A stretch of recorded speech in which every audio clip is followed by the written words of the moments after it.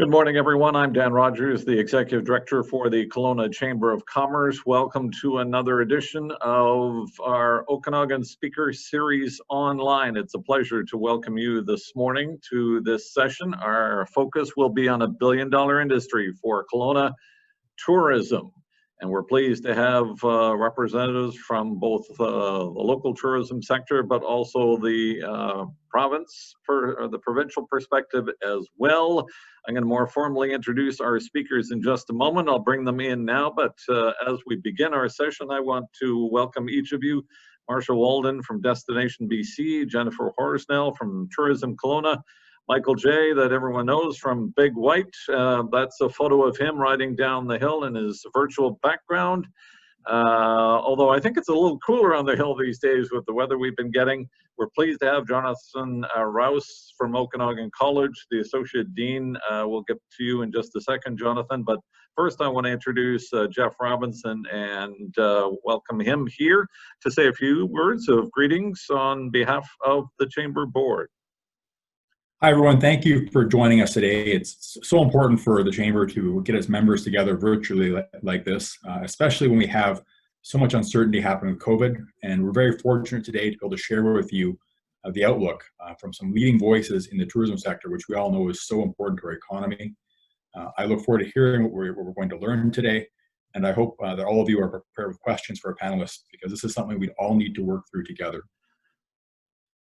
Well, thanks very much, Jeff. And as mentioned, this for the tourism sector, it's a billion-dollar industry for Kelowna, close to 12,000, I think, jobs that are impacted by tourism. We're pleased to have someone that knows tourism fairly well joining us from the Okanagan School of Business, the Director of Food, Wine, and Tourism, Jonathan Rouse, is joining us, the Associate Dean. Thanks very much for stepping in to take Bill Gillett's spot here. Jonathan, I'll turn it over for a few words on behalf of the School of Business. Thank you very much, Dan. And yes, a warm welcome from the Okanagan School of Business. I just want to share a couple of quick things that we are doing within the School of Business in Okanagan College to help support the tourism industry during these very trying times. For example, we're working very closely with the BC Hotel Association and TOTA, the Thompson Tourism Association, Thompson Okanagan Tourism Association, to put together a whole series of webinars, seminars, and conferences pertaining to the tourism industry that may be of interest to a whole bunch of their members. We're also looking at different ways of supporting their memberships through different online coaching mechanisms, through the Tourism Resilience Program. So we're trying to do our best. We know it's very trying times, but we're here to support the industry, and we're going to be working our best to try and provide as much support as possible moving forward. So I wish everybody safe and healthy. Well, thanks very much, Jonathan. And we know the college has been really busy, as has the UBC, trying to make the shift as with post-secondary education that is making adjustments like all of us. I do want to thank those that have joined us. Our guest speakers today, I'm going to more formally introduce them now. It's great to have Marsha Walden. Marsha was going to join us, I think, for AGM just before things went south sometime in March. Marsha Walden is the President and Chief Executive Officer of Destination BC.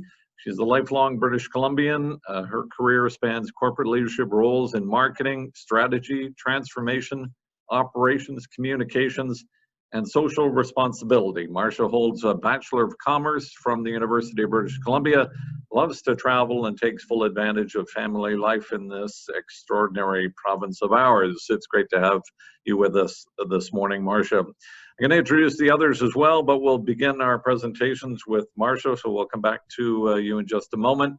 We're also pleased to have with us Michael J. Ballingall, the Senior Vice President of Big White Ski Resort. He's worked in tourism and hospitality in the Okanagan Valley since 1982. He's well regarded as an innovative thinker and leader within the ski and snowboard industry. Under his leadership, Big White has grown to become Canada's favorite family resort and has been awarded top 5 children's ski school in the world. Active in the Thompson Okanagan, he is currently past chair of the Thompson Okanagan Tourism Association, the marketing chair of the BC Pavilion Corporation, and director of the Canadian Ski Council. He's also a member of Destination Canada USA Marketing Committee. We might get into that line of destinations, whether we will see an international tourism anytime soon. He's also a member of the YLW Air Service Development Team and president of Tourism Big White Society. Also pleased to have with us on what is a busy day for her as well, as Tourism Kelowna is getting ready for their AGM this afternoon. Jennifer, thanks very much for joining us. Jennifer Horsnell is the Director of Business and Destination Development for Tourism Kelowna. She's the Destination Marketing Organization Specialist, having worked previously for Destination Greater Victoria and Destination BC before joining the Tourism Kelowna team in 2003. In her current role, her team generates meeting, conference, and event opportunities for our city as part of the 2 million visitors to Kelowna each year, generating, as we had mentioned earlier, $1.25 billion in economic activity for the central Okanagan. It's a pleasure to have all three of you joining us this morning. I'm going to start things off, Marsha, with you. I'll turn things over for a presentation. You give us a sense of how things are looking from Destination BC's perspective. So again, thanks very much. Marsha, over to you. Well, thank you so much. It's a pleasure to be here. I'm just going to see if I can get my screen working there. I think we're good, eh? You betcha. The other thing I would just, as you get going, Marsha, I'll just let folks know we've got a good crowd this morning. If you want to use the Q&A function, you can do that at the bottom of your screen. If you have any questions for any of the panelists that have joined us, please feel free to use that at any time. We are recording this session as well. We'll make it available afterwards. So if you have questions that we don't get to, we'll certainly follow up. So with that said, in that background, I'll swing things back to Marsha for your presentation. Well, thank you so much, Dan, and good morning, everyone. I'm so pleased to be here today to be able to share an overview of Destination BC's initiatives to date in these extraordinary times, as well as some of our recent recovery information about the scenarios that we're predicting will shape up how this industry looks toward year end. Just wanted to touch briefly on a few of the funding announcements and some of the additional support that we are providing for BC's tourism industry during this very, very difficult time. Before I begin, I would like to thank the Coast Salish people from whose traditional territory I'm joining you today. So we all know that we are in the midst of a pretty unforgettable moment in history. Since March, tourism, which is of course an industry that relies entirely on the constant movement of people, ground to a complete halt. And while this pandemic has certainly affected all businesses, we know that small and medium-sized businesses are among some of the hardest hit. It's said that 80% of SMEs are indicating that they have reduced revenues in 2020, not surprisingly, and many have temporarily closed. By some estimates in the tourism sector, up to half of all accommodation providers and hospitality businesses may not survive the effects of this pandemic. It's a very sad and shocking situation for an industry that really just 6 months ago was poised for another year of record growth on a year of record growth over several years. So over the last few months, we've all really had to dramatically change the way we do business and re-examine the economics of how each of our businesses operate. Last year, as an industry as a whole, tourism generated almost $22 billion in BC. And this year, by year end, we're predicting that under the current restart scenario, our revenues will be about a third of that as an industry. So an industry that supported over 166,000 jobs in BC has been reduced to 44,000 jobs. This next slide shows you what our road to renewal looks like for Destination BC. It's a hypothetical model which we did a couple of months ago, just looking out at how our industry might unfold through various phases. Subsequently, the Premier announced BC's restart scenario, which helped confirm the timing around each of these steps in the model. And of course, like everyone, we adjust this as we get new announcements from the provincial health officer. And our BBC's restart scenario that I just shared a moment ago, the estimates for revenue and jobs really hinge on a smooth reopening with no major future waves of COVID infection restarting or coming back to haunt us. It does assume that travelers will remain very cautious, as we can see evidenced in the return of our hospitality sector right now. There's a fair bit of caution among consumers. And we do think that provincial travel will start resuming slowly this month and picking up steam throughout the summer and fall. Our model also assumes that international travel will not resume in 2020. So here's a look at visitation expectations. The blue line shows the typical seasonality of overnight visitation for the province, which we all, for most of us, peaks in August. Not for Michael J, but for the rest of us. And by the fall, we expect travel by BC residents within the province to reach almost the same level as 2019. Now, I'm just talking about BC residents in that case. So you can see that in the red line, visitation will continue to climb toward a more normal level, but then by August really flatlines. And that continuing gap that you see between the red and the blue in 2020 and 2019 is due to the lack of international visitors, particularly those from the US, and fewer long-haul Canadian visitors, particularly from Ontario. So overnight visitor spending follows a fairly similar pattern, but spending is more severely impacted all throughout the summer because on average, international visitors spend more per trip than BC residents. Now, this all looks pretty gloomy, of course, but there are some glimmers of hope on the horizon, and our communities are slowly readying themselves to open. And we know that BC residents, at least half of them, are very eager to start exploring their province. So Destination BC is working within a framework that encompasses 3 stages in our tourism industry's road to renewal. And as a starting point during the response phase, Destination BC shifted its operations, like all of you, and for us that meant redirecting our international budgets towards stimulating domestic tourism. We've also invested in a lot of industry-facing programs to support businesses across BC. So just touching on the consumer side for a minute, in the earliest days of the pandemic, all of us as an industry really needed to use our industry's vast collective communications power to help stop the spread as fast as possible, to tell people now was not the time to travel. So we encouraged people to continue dreaming about travel, but to explore BC later. We're now in phase 2 of BC's restart plan. So for the past few weeks, we've been asking residents to support their local businesses through the Explore BC local campaign. And since March, with these 2 messages, we've generated over 30 million impressions through BBC channels alone.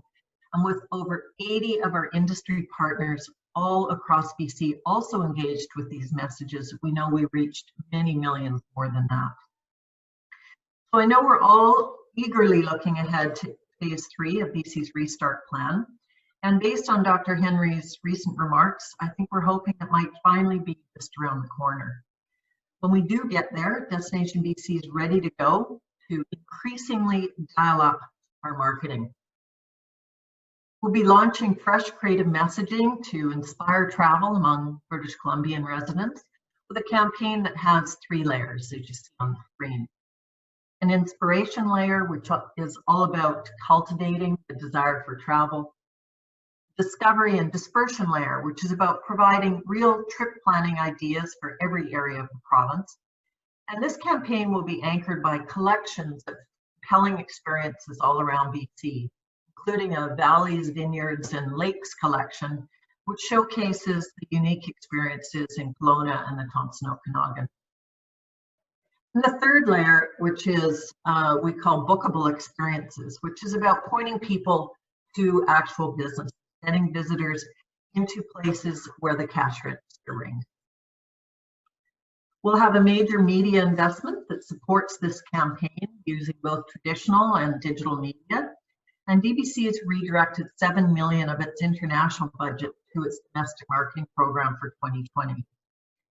And we've worked with various levels of government to ensure that our local partners have resources too, so that they can continue to operate and support their local tourism businesses. So here are just a few examples.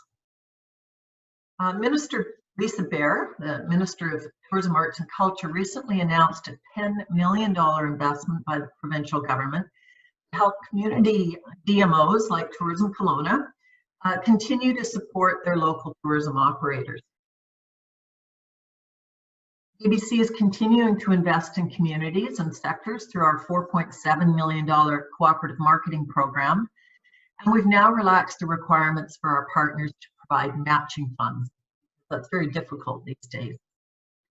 We work with excellent partners like Tourism Kelowna, and we work with them to develop locally driven marketing programs. And Tourism Kelowna is leading the Okanagan Rail Trail marketing project and also participates in projects like the BC Rail Trail, the farmers markets, the mountain bike and golf sector project. So very active marketing group.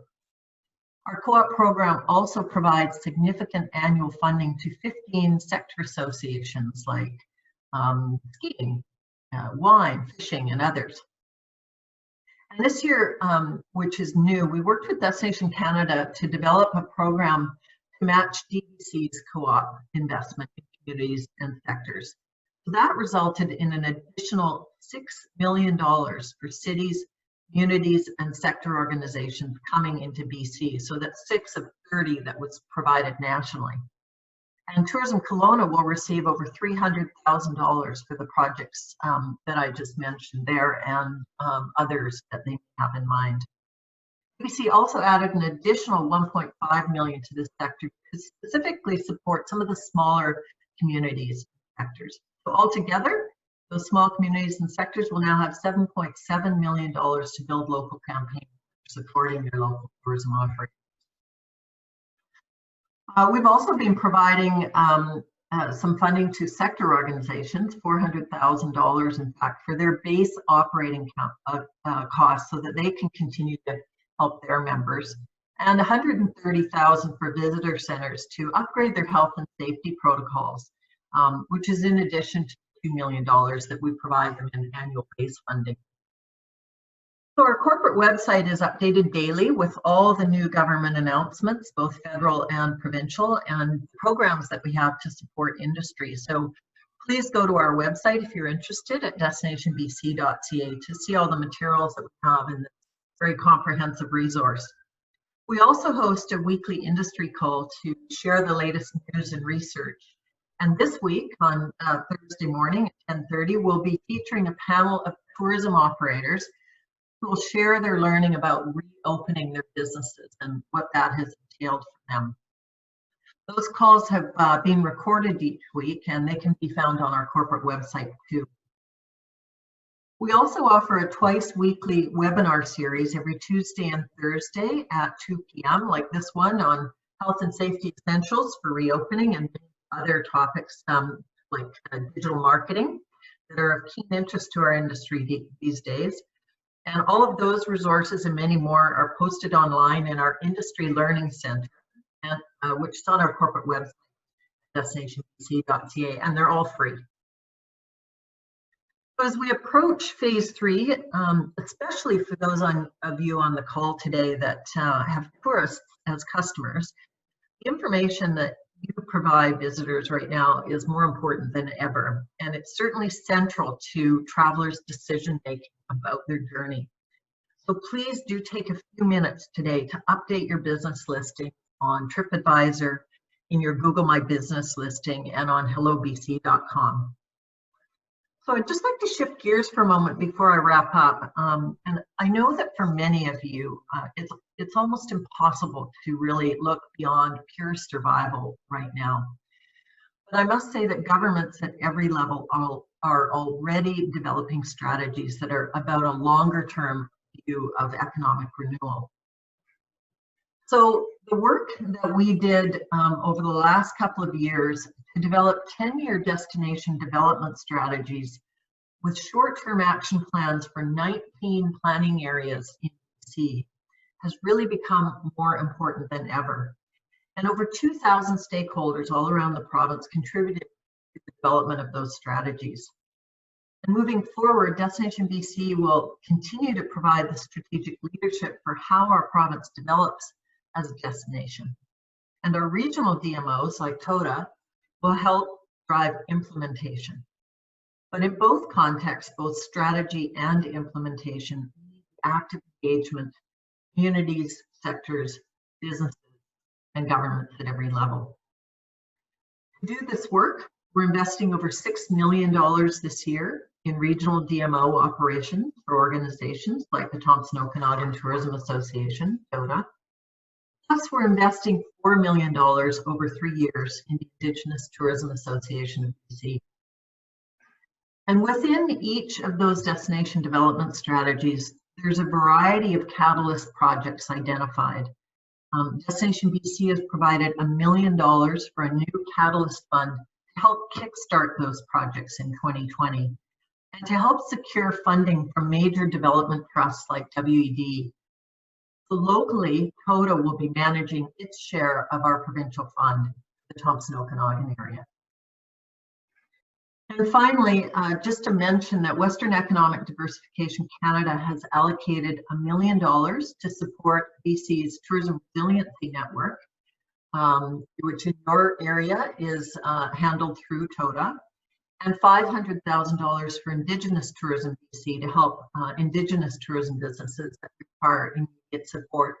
And that support comes through Indigenous Tourism BC.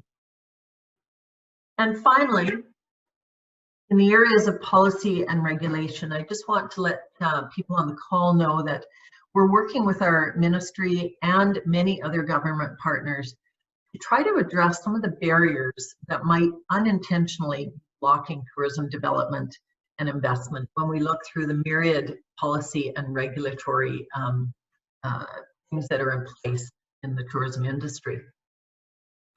So in the weeks and months ahead, and together with our industry, Destination BC and the Ministry of Tourism, Arts and Culture, we'll be planning for tourism resilience and renewal. And that means not just working through the new normal, but preparing for the next normal. So I certainly look forward to hearing your questions and ideas today for how we can best support Kelowna and the Okanagan area as part of that renewal in tourism. And I thank you very much for inviting me to be part of your event today. Well, thanks very much, Marsha. I appreciate you making some time available. President, Chief Executive Officer for Destination BC. We were going to have you earlier, but things changed in March, so it's great that we're able to hook you up and have you back, hopefully in person sometime down the road. I know you're no stranger to the Okanagan, so we want to thank you for joining us. At this stage, I'm going to turn things over to Jennifer Horsnell to give us a sense of how things are looking at the local side of things. I know it's been challenging for many on the event side, particularly as we're excited to host the Memorial Cup and getting ready. And I just feel so much, and I think many do, for the volunteers that we're working so very hard on some of these events that unfortunately were a casualty. And hopefully we'll see the Memorial Cup, Jennifer. Hopefully, I suspect you're working hard on that as well as other things. So I'm going to turn things over to Jennifer here to give us the perspective from the Tourism Kelowna. Thanks, Jennifer, for joining us. Thanks so much, Dan. Thanks for including us to participate in this webinar. Absolutely. I think just like Marsha, it's really important. First of all, I should actually check. Can everybody see my screen? Excellent. Thanks, Marsha. It's really important to start and do a little bit of an audit of where we are now. So before we talk about marketing initiatives, it's important to understand just how devastating this pandemic has been to our community. You can see from the stats that are listed. Are they actually showing? No, okay, that's an issue.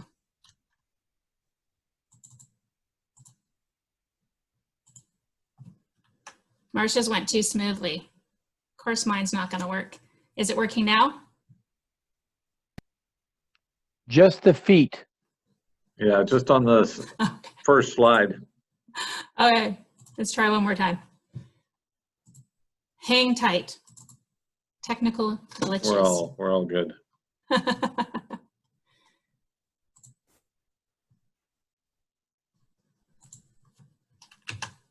How's that? Share again.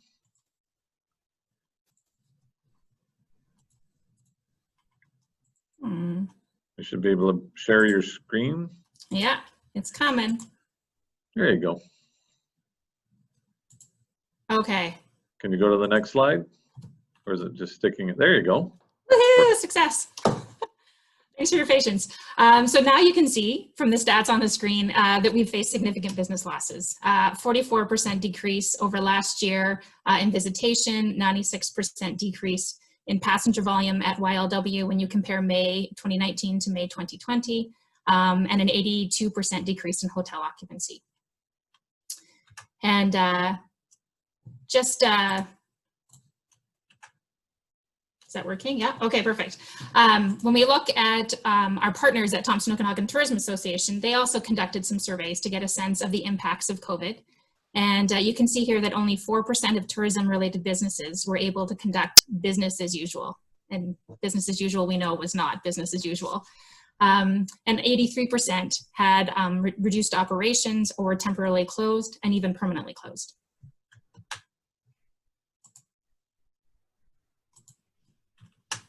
Man, it is not working well for me.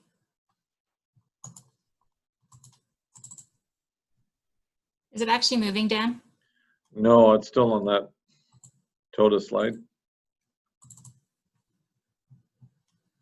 Hmm. There you Hey, go. It all changed. Right. I don't know, I've been doing that all along. There you go. Just some more stats from TOTA that I wanted to share. There was so much great uncertainty as to how businesses would operate over the summer, with 75% unsure if they were going to open at all or that they would be partially open. And then another stat, of course, to look at was the revenue forecast. And the summer forecast was bleak. Many businesses forecasting significant revenue decreases compared to last summer. I even had a conversation with some stakeholders last night, and the numbers they have on the books, they still expect to cancel. So cancellations are still happening. But this information is great because these stats help us shape a marketing campaign going forward that will drive maximum results based on our current reality. And similar to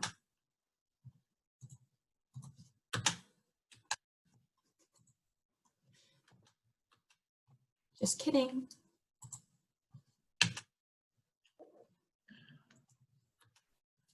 There we go.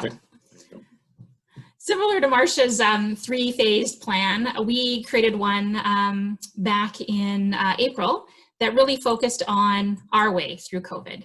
It had 3 different phases, the first being preserve, and that was really about protecting the local visitor economy. It was about finding consumers, which were local residents, and connecting them through to businesses that were open to try and help some kind of revenue flow.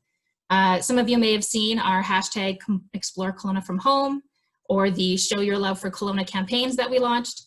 These were initiatives specifically launched to target residents and encourage them again to buy local. The second phase of our plan was push, and that's the phase that we are, of course, hoping to enter into shortly, because it speaks to returning to visitor marketing and trying to focus on those short haul markets with immediate cash revenue flow for our restaurants and for our businesses. And then the third phase is promote. That's really a return to promotion of the destination and efforts to once again inspire people to plan to travel to our area in the future.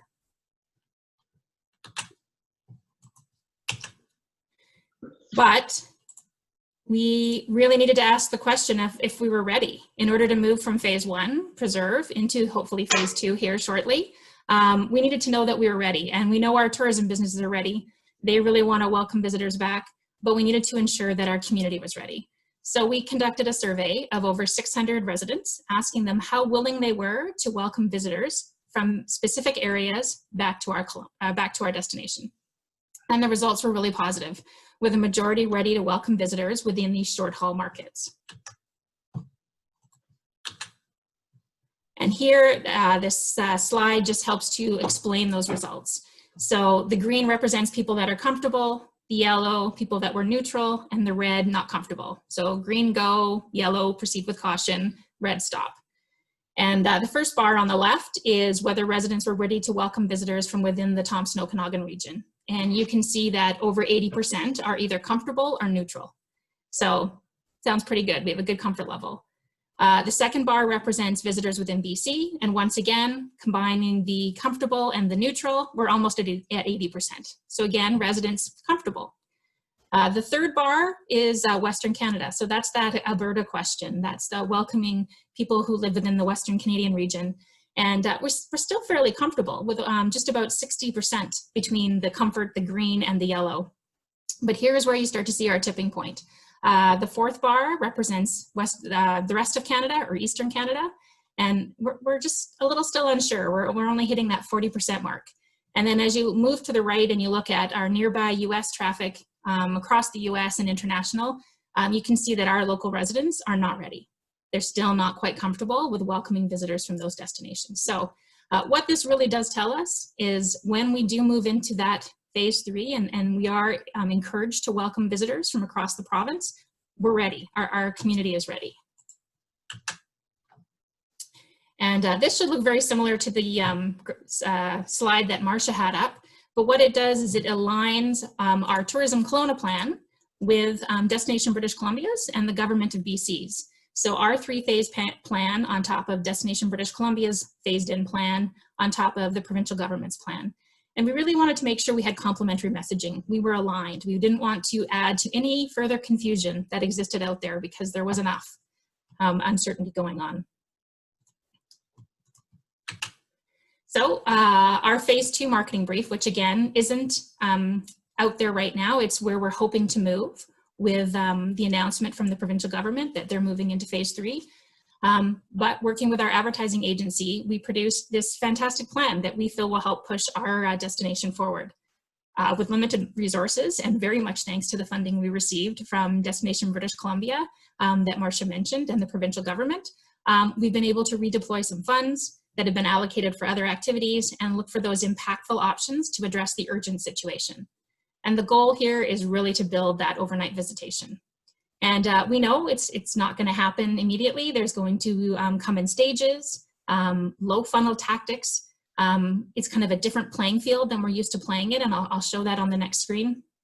But this wasn't an epidemic or a pandemic, sorry, that happened here alone. It happened globally. It's going to be a very, very crowded marketplace. And we're going to need to find a way to make space for Kelowna. And so for us, we're really working on, we're really working on looking in that lower funnel and focusing on repeat visitors. So travelers that have already expressed an interest or have a love for our destination. We know that typically we work up higher in the funnel. Our goal is to inspire travel, and it's talking about the long-term planning, people who may be considering a holiday or a vacation for the future years. We need to focus on ringing those cash registers of our businesses now. And so we're really looking at converting sales. And our campaign will focus on letting people know that they are once again welcome to come and visit. It's a simple message. We want to thank visitors for their patience and let them know we're excited to welcome them back to Kelowna. We're going to share that message on a variety of platforms, very similar to what Marsha shared with Destination BC. And further details, including some of the concept and design, is announced later at the AGM. So I'm not unfortunately allowed to share that right now. But if you aren't attending our AGM, please know that it will be recorded and you can view it at your convenience at another time. And I did want to mention a couple of other business areas of Tourism Kelowna that work to service and attract visitors here. That is our visitor experience and our visitor center located downtown and at the airport. Unfortunately, the physical visitor center location closed downtown, and that was by recommendations of our provincial health authority and following the city public spaces process. As well as the airport kiosk, but we've continued to welcome and service visitors and residents virtually over the last 3 months. So within the last 3 months, we've chatted with over 1,300 inquiries and 1,300 questions that needed to be answered where they wanted some information on our destination. And we did reopen on a limited capacity downtown just to ensure we can continue those conversations. There are people that needed to travel for essential reasons or were here for healthcare reasons. So it was important to have resources available for them. As well, there were many local residents that wanted some clarification or some information about what they could see and do with kids and being kind of stuck, I guess, in the area. We wanted to really encourage them to get out and visit those businesses. But I'm really pleased to say that our location downtown on Queensway will be opening fully by the end of the month.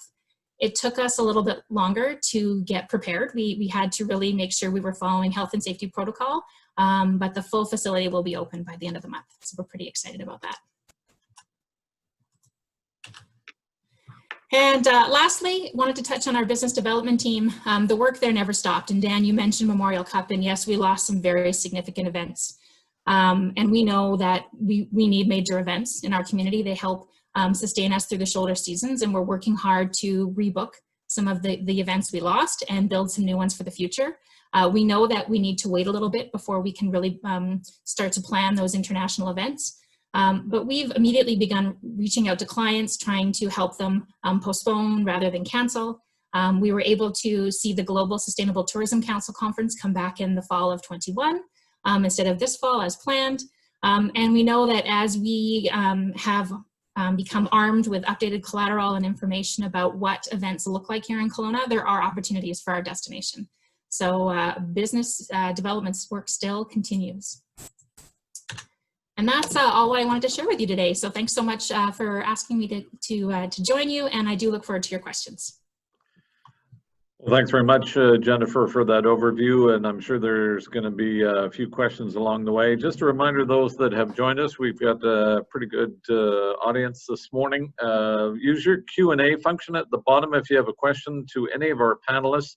Do appreciate that Marsha is with us at least until the top of the hour. She also has an AGM to get to, as does Jennifer. So at 2 o'clock today, right, Jennifer, is your AGM? Excellent. Yes. So now I'm going to turn things over to Michael J. to give us a sense of how things are going up on the hill. I don't know if you've got any fresh, wet snow up there, or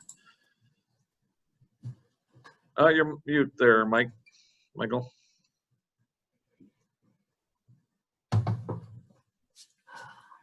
There we go. That better? You got it. Used to batting cleanup, so I'm going to be quick. I don't have a bunch of slides to show you folks because I don't know if you want to look at Okanagan champagne powder in the middle of June, but we certainly have a lot still up on the top of the mountain. We had to delay our opening of summer. We pushed that back to July 10th. But I think the exciting news for the audience today is what are we doing as salespeople? You know, Marsha and Jennifer, and right around the province, we have a group of destination marketing organizations that really look after the regional area. Marsha taking care of the province, and of course Destination Canada taking care of our Canadian brand. When you look down the funnel, it's up to us, the people on this call, to close the sale. And I can only assure you that you have the same assets that you had when we were at the top of the tree. Big White was on its biggest season in our history.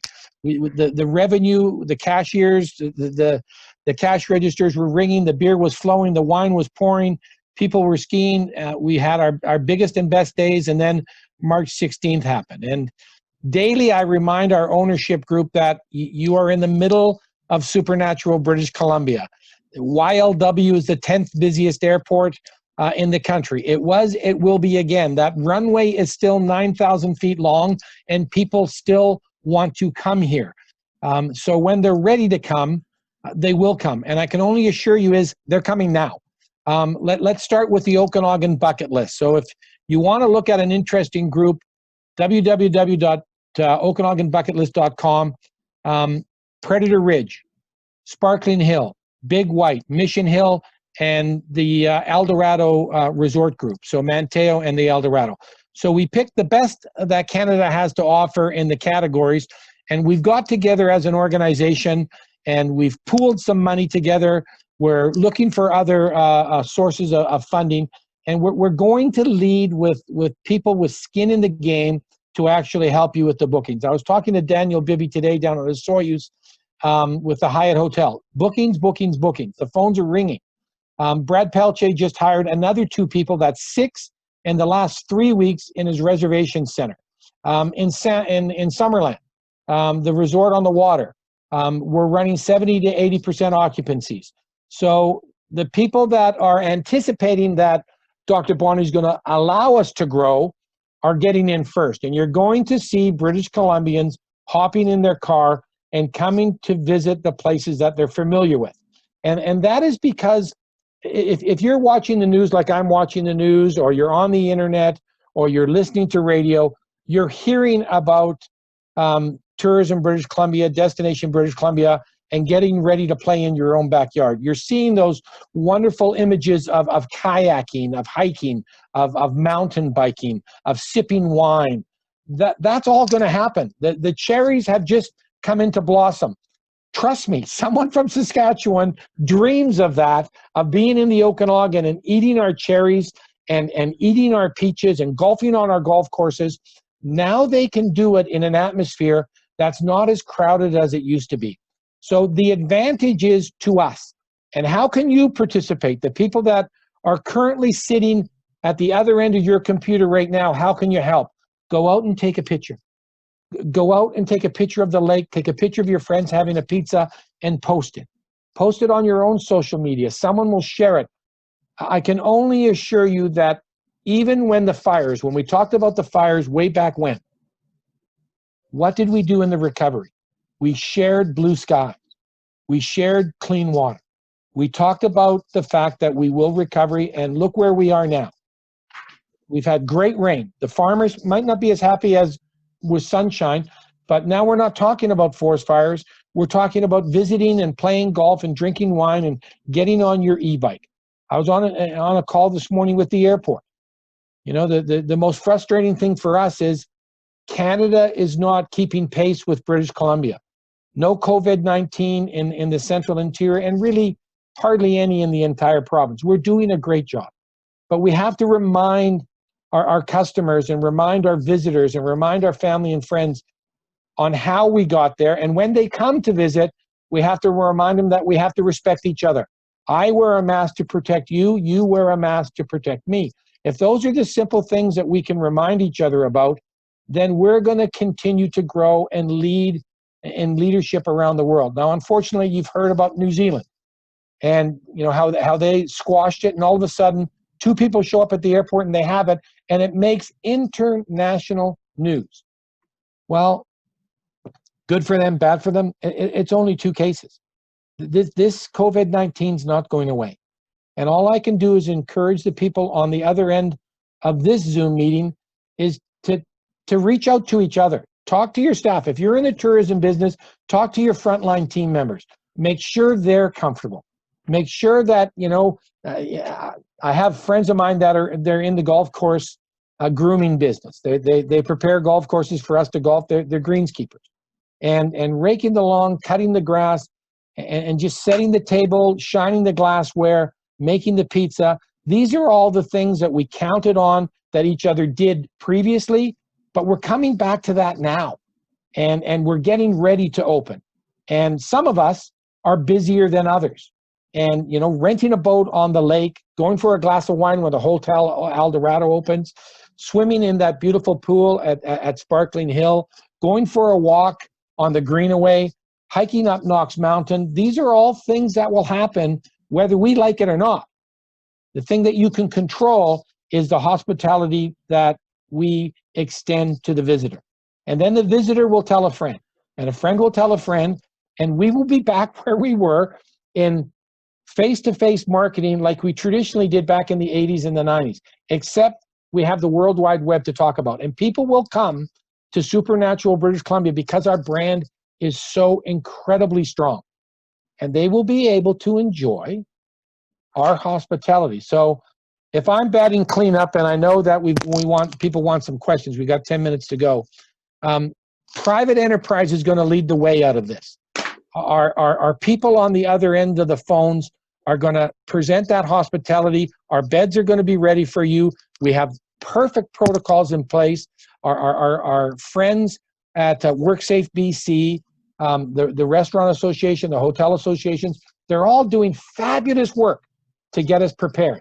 Well, prepared is 48 hours away from now. My bet is before the weekend, Dr. Bonnie's going to go to phase 3. And the borders are going to open, and the cars are going to fill up with gas, and they're going to come here. So let's be prepared for it. Let's motivate each other for it. And let's just stay safe and practice good COVID-19 practices.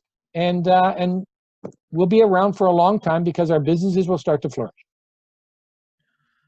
Excellent. Awesome. Great job. And I know now why you bad cleanup, Michael. Did a great job. And I think the comment with respect to how we can challenge those or potentially address some of the concerns that of the folks that have joined us is a great way to kind of prompt some questions here. Marsha, I'm sensitive to your time. Michael, you may wish to jump in as well as Jennifer. One of the questions we had early on, I think it stemmed from one of the slides that you had, Jennifer, with respect to the perspectives of local citizens welcoming Albertans. And Alberta dollars make such a huge impact to our economy across the board, certainly that tourism aspect of it. What's your sense of, is there a reshifting going on to try and ensure that we're still friendly to getting those Albertans coming in? We still see lots of plates, obviously, around. You hear those rare, and it is really rare, examples where people are saying we don't want you, but I think for the vast majority of those in the interior, certainly in the Thompson Okanagan area, know how important those Alberta dollars are. Comments with respect to expectations and marketing and focus so that Albertans can feel as welcomed as they usually are when they come to beautiful British Columbia. Well, I'll take that on just for a brief moment. Certainly, if you drive down Highway 97, the main street of any town or city throughout the central Okanagan, you're going to see lots of Alberta plates. There's plenty of residents here that have Alberta plates, because the insurance is just simply that much cheaper, and they qualify to have that insurance. They're your neighbors. They're uncles, aunts, grandfathers, grandparents, cousins, brothers, and sisters. As Canadians, it is absolutely all right for freedom of speech, but as Canadians, we're always polite. And I can assure you, once we get told we can travel, I think everybody will calm down. Right now, everyone's a little bit nervous, and that's okay. But let's not make the mistake of just not being hospitable for the fact that you think it's groovy and cool not to be hospitable. Remember the wine crisis we went through, and Predator Ridge had billboards in Calgary and Edmonton. We still love you. They made national news for that.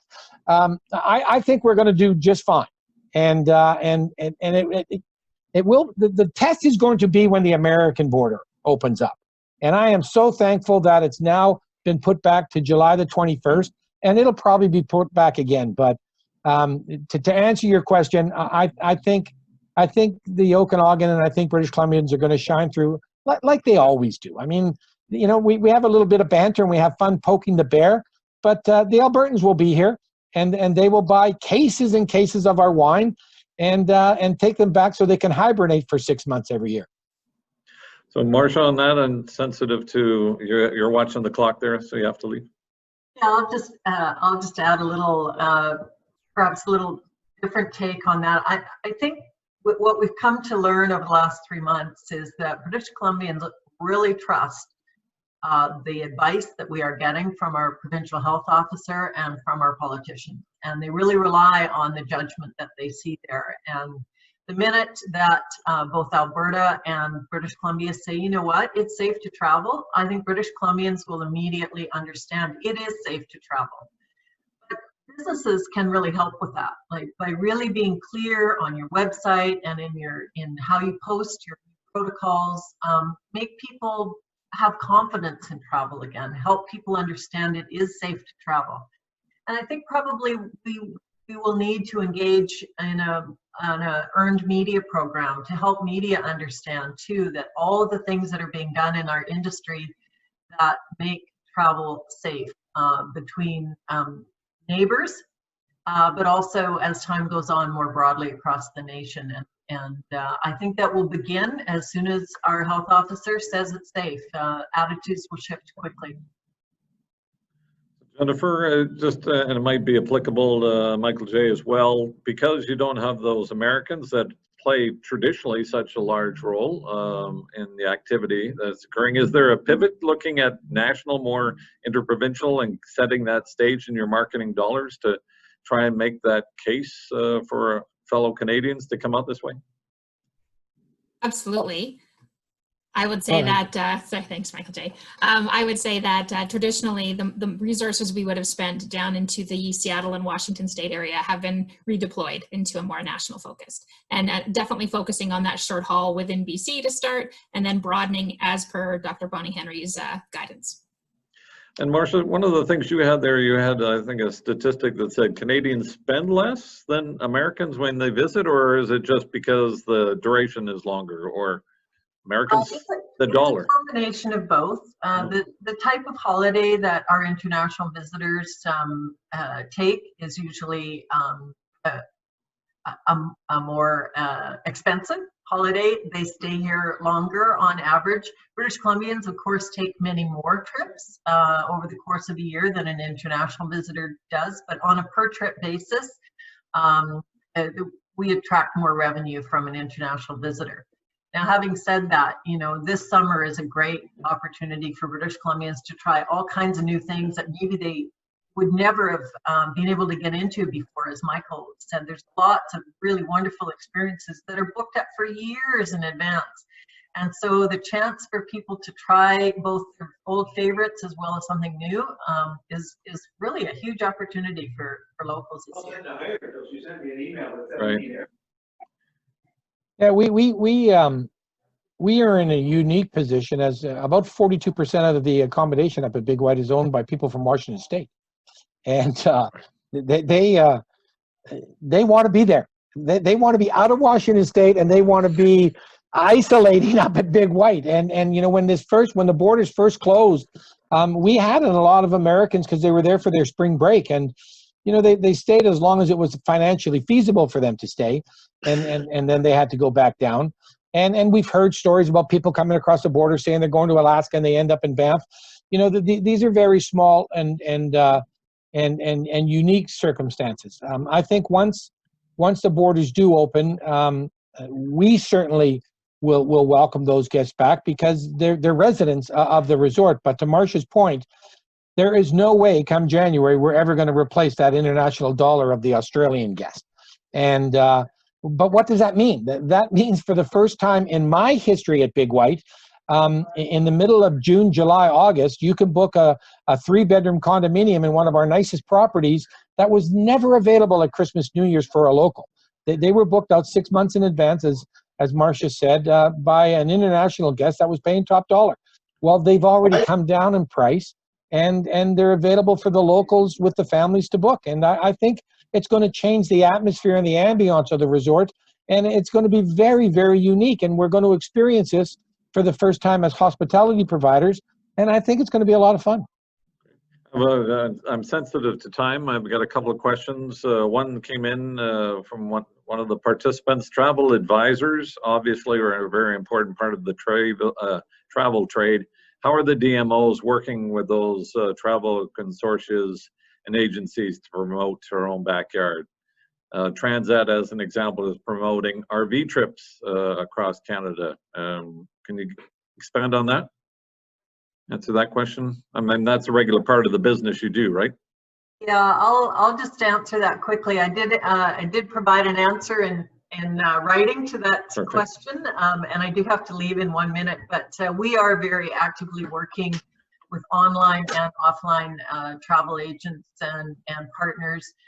Many of the receptive tour operators are pivoting what they're doing to sell local product to local people versus international trade accounts. So everyone is really focused on a domestic market. And we also, as part of our marketing campaign, are working really closely with airlines, with BCAA, with BC Ferries, and other parts of the travel sector to really not only amplify our communications, but to also have unique and special offerings that will hopefully really excite British Columbians about seeing more of their own province. So we are still super active in that space, and I'm sure many of our partners around the province are too. I just want to wrap up by giving you each an opportunity. I think Michael was great when you said a challenge, take a picture, post it, show that blue sky and beautiful natural environment that we have here. Any other suggestions that you would leave those that have joined us, things that they can do to help those potentially in this sector, or, you know, get ready for that opportunity to invest in some local travel to get to know and spend a little bit of money? Any guidance you would give those that are joining beyond the photo? And some of them are pretty small businesses, just to make sure that they're hanging in there to see us through the challenge that still is before us. Well, my Marsha? parting words will just be share your experiences and help develop some confidence in travel again. Be part of showcasing that it's safe to travel, that it's a fantastic experience, and that the businesses are ready to host you. We know there are some communities around the province that are sitting on the sidelines for now that don't have the same degree of confidence in welcoming guests quite yet, but that is more the exception than the norm at this point. And so all of our DMO partners like Tourism Kelowna will have lots of information available on their websites about whether or not they're open for business and what businesses specifically are ready to host them. So share your experiences and build confidence. Marsha, thanks very much for joining us. I know you have to fly. You've got your AGM, and we look forward to seeing you again. Jennifer, some thoughts on that guidance just to wrap things up? Absolutely. I would just suggest everybody get out and explore your own backyard. There are so many wonderful experiences that we have here, and similar to Marsha's messaging, our visitor centers, the network across BC are great resources because we spend a lot of time collecting information about what experiences are available and what they would look like and how you can enjoy them. So please reach out, contact us. Visit throughout the region when we're encouraged to, visit throughout the province, but get out and explore. Don't just stay home. Excellent. And Michael, you had to clean up previously, did so well. I'll come back to you to clean things up here. You know, we say it a lot in our business, use it or lose it. And you look at the airport, for example, Air Canada had the nonstop flight from Toronto to Kelowna in the system as of July 2nd. And the occupancy just wasn't good enough. So they've taken that out of there and they've moved it back to launch it now in August. So if you have friends and family coming, or you're traveling on business, you just think about what you're comfortable in doing and exercising that. And, you know, we are a chamber of commerce. Getting out and putting your hand in your wallet is going to be what's going to help everybody. And I can only say, go to the iconic places. You know, if you want to take family and friends. I was down at Phantom Estates the other day. I've never been there in my life before. Well, that's what $100 million of someone's investment in private enterprise looks like. And while we were there, we stopped at 7 other wineries. It took us 2.5 hours, but we had nothing else to do but to drive back to Kelowna. So it was absolutely wonderful to be able to go into those mom and pop operations that were so welcoming. Not really off the beaten path, but rely on your friends. Take some advice on what that special kayak trip is, or where the special jam is from the jammery, or where did that pizza come from, or who's got the best scallops in the valley. Ask the questions. Your friends will answer them. And I just can assure you that the hospitality that people are geared up for, they've been pent up for 3 months. They're oozing supernatural British Columbia. So get out and enjoy it, embrace it. stay 6 feet away, wear a mask, and just have a lot of fun, because the sun will shine and it will be the Okanagan Valley. I can assure you that. Look, folks, we could be in Winnipeg and the mosquitoes are coming back to them. So just be lucky and thankful where we are, and stay safe and look after each other. Thanks very much, Michael J. I was actually going to ask a question about I'm assuming in what we hear is the pent-up demand, but I think you answered that question as well. So thanks to both of you, along with Marsha, for joining us. Thank you for the work you do on an ongoing basis, the optimism you have. It's good to hear today on this, and I think lots of us look forward, because like any organization, we are one of those where staff were kind of waiting for vacation and going, you're taking vacation, it's going to be local, so go out and enjoy. And there's some great places for us to explore even in our own backyard here. So thanks very much. We look forward to getting you back on. Jennifer, thanks very much. Horsnell from Tourism Kelowna, I know you have an AGM this afternoon, so thanks particularly for taking time and joining us as well. Michael J., we look forward to seeing and chatting with you again. Thanks very much for all the work you do up on the Hill. So we're going to wrap things up just by giving you a sense of what we have coming down the pipe. We have another session set for later this week. It's our Business Smarts educational component, a conversation with WorkSafe BC. We've got a human resources professional and Alexandria joining us on Thursday. And Mark Grabus will be back from Pusher Mitchell, a labor lawyer. It should be a fun hour and a half from 10 till 11:30. If not fun, certainly interesting, as we have Kira Bernston, the manager from WorkSafe BC, back, as we say. So how's it going so far? We'll check in with her, see where the challenges have been, particularly from WorkSafe BC, as people are managing their restart programs, as we are now into phase 2 and looking forward to phase 3. A week from now, there is a shift that has occurred and will continue to occur. There is a lot of forecasting that there will be a lot more remote workers in the future as we've adjusted to using technology. Not all will be returning, but how do you manage your workforce in the longer term when you expect that there will be a shift, not having all of them come back, because it can be efficient and a much better environment for your employees to work from home as well. So that's on June 25th. So we look forward to Heather Stewart and Ian McRae from Sage Transitions joining us in a couple of weeks on the Business Smart session. And we are planning our golf tournament. It was set for earlier this year, now September 17th, back at the Harvest Golf Club. Registration is now open. It's going to be a lot of fun. It's going to be a day of golf, a little bit different than our main golf event that included the big gala celebration and dinner. It'll be a little different, but still lots of fun. We're very appreciative of Park Pacific Properties being our sponsor for that again. And our Business Excellence Awards will be taking place later this year. The nominations will be opening soon. Stay tuned and we'll put some information out for you on that. So I want to thank Michael J. from Big White, Marsha Walden from Destination BC, the president and CEO, as well as Jennifer Horsnell for joining us. And also thanks to Jonathan Roos from the Okanagan School of Business for stepping in and representing Bill Gillett and the School of Business on the Okanagan School of Business Speaker Series. Thanks to all of you for joining us, and have a great day.